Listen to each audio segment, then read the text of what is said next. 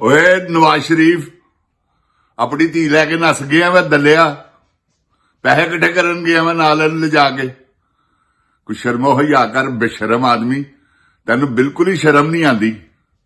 ਨਾਲ ਲੌਂਚੜੀ ਲਾਈ you jelly farm ਤੇ 47 ਤੇ ਉਹਨੂੰ ਵਜ਼ੀਰ ਆਲਾ ਬਣਵਾਤਾ ਹੀ। ਤੂੰ ਕਿੱਡਾ ਬੇਸ਼ਰਮ ਆਦਮੀ ਹੈ, ਕਿੱਡਾ ਬਗੈਰਤ ਆਦਮੀ ਹੈ। ਵੈਸੇ ਤੂੰ ਤੇਰੀ ਰਾਤੀ ਕੋਈ ਬਗੈਰਤ ਜੰਮਿਆ ਹੀ ਨਹੀਂ। ਸਭ ਤੋਂ ਪਹਿਲਾਂ ਤੂੰ ਬਗੈਰਤ ਹੈ ਤੇ ਆਖਰੀ ਵੀ ਤੂੰ ਹੈ। औज़ बिल्लाहि मिनश शैतानिर रजीम बिस्मिल्लाहिर रहमानिर रहीम रब्बे ज़िदनी इल्मा। ऐ अल्लाह ताला मेरे इल्म में इजाफा फरमा और मुझे सच बोलने की तौफीक दे। अस्सलाम वालेकुम जिन जान पाकिस्तान जी।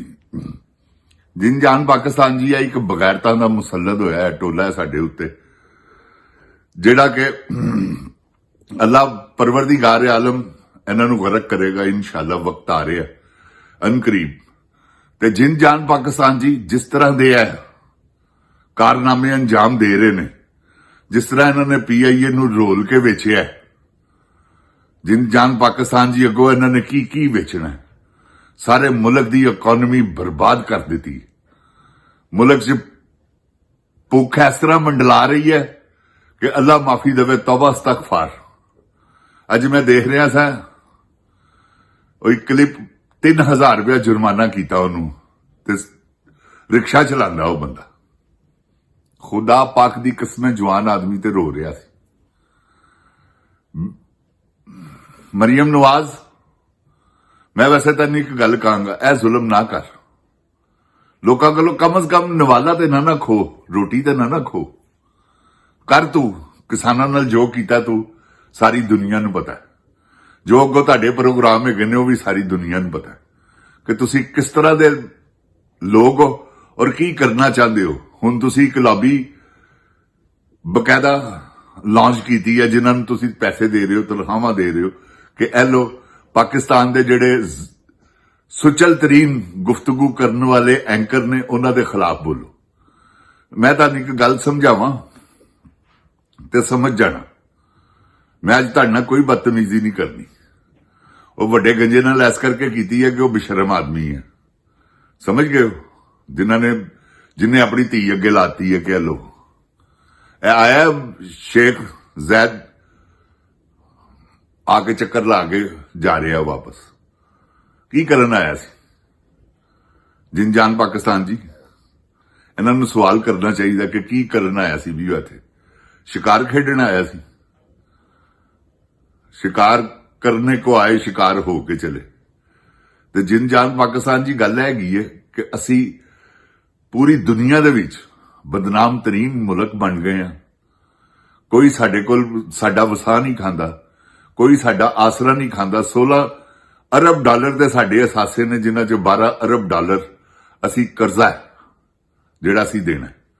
5 अरब इकदा है, 4 अरब इकदा ते 3 अरब इकदा। तिने मुल्क साडे दोस्त ने, सऊदी अरब, UAE ते चाइना। यह साडे कुल असासे ने।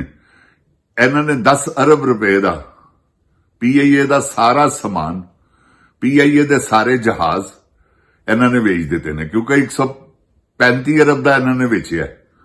तो 135 अरब के विचों 10 अरब मिले ते बाकी उधार है, वो भी उन्होंने एयरलाइन ते लाना।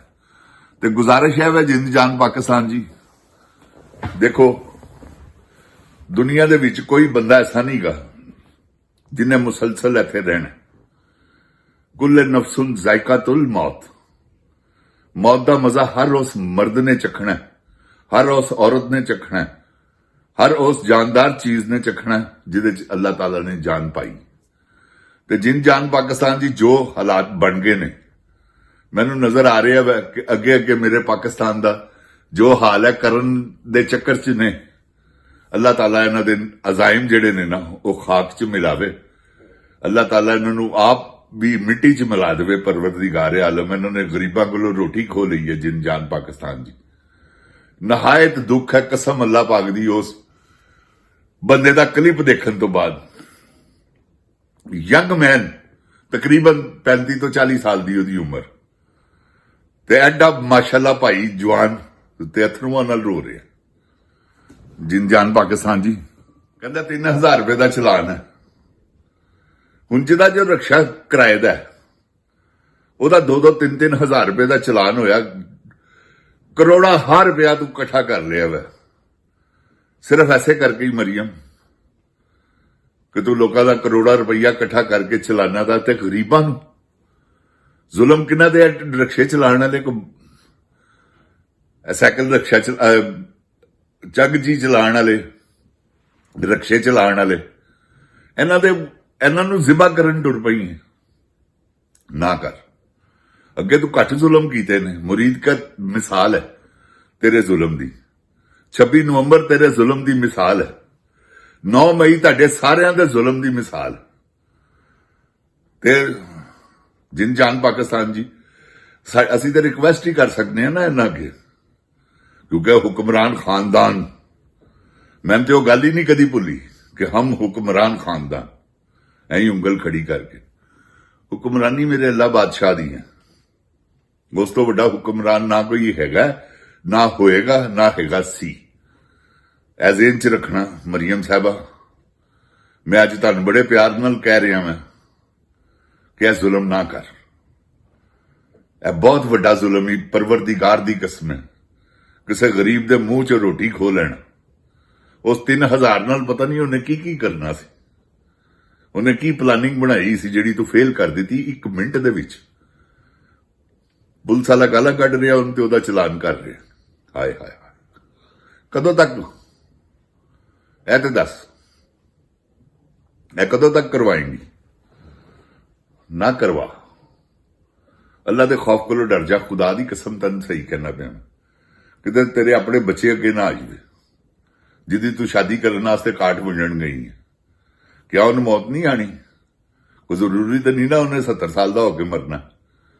ਕੀ ਪਤਾ ਤੂੰ ਲੰਡਨ ਜਾਵੇਂ ਦੇ ਪਹਿਲੇ ਅੱਗੇ ਫੜ ਗਿਆ ਹੋਵੇ। ਇਹ ਵੀ ਤੇ ਹੋ ਸਕਦਾ ਨਾ, ਕਿਉਂਕਿ ਜ਼ਿੰਦਗੀ ਮੌਤ ਤੇ ਅੱਲਾ ਦੇ ਇਖਤਿਆਰ 'ਚ ਹੈ, ਕਿਸੇ ਬੰਦੇ ਦੇ ਇਖਤਿਆਰ 'ਚ ਤੇ ਹੈ ਨਹੀਂ, ਤੇ ਨਾ ਕੋਈ ਬੰਦਾ ਕਿਸੇ ਨੂੰ ਮਾਰ ਸਕਦਾ ਉਹਦੀ ਰਜ਼ਾ ਤੋਂ ਬਗੈਰ। ਤੇ ਮੈਂ ਤੈਨੂੰ ਮਸ਼ਵਰਾ ਦਿਆਂਗਾ ਆਪਣੇ ਬੱਚਿਆਂ ਅੱਗੇ, ਕਿਉਂ ਕਿ ਅਗਰ ਮੈਂ ਕੋਈ ਜ਼ੁਲਮ ਕਰਨਾ ਨਾ ਤੇ ਇਹ ਸੋਚ ਕੇ ਕਰਾਂ ਕਿ ਮੇਰੀ ਔਲਾਦ ਅੱਗੇ ਵੀ ਆ ਸਕਦਾ। ਮੈਂ ਕਦੀ ਜ਼ੁਲਮ ਨਹੀਂ ਕਰਾਂਗਾ, ਕਿਉਂਕਿ ਮੇਰੀ ਵੀ ਔਲਾਦ ਉਸ ਤਰ੍ਹਾਂ ਦੀ ਹੈ ਜਿਸ ਤਰ੍ਹਾਂ ਅਗਲੇ ਦੀ ਹੈ। ਤੂੰ ਇਹ ਨਹੀਂ ਸੋਚਦੀ, ਤੈਨੂੰ ਕਦੀ ਇਹ ਸੋਚ ਨਹੀਂ ਆਈ ਕਿ ਇਹ ਮੇਰੇ ਨਹੀਂ, ਇਹ ਕਿਸੇ ਦੇ ਨਹੀਂ, ਮੇਰੇ ਬੱਚੇ ਨੇ। ਜਿਸ ਦਿਨ ਤੂੰ ਇਹ ਸੋਚ ਲੇਂਗੀ ਤੂੰ ਲੀਡਰ ਬਣ ਜਾਏਂਗੀ।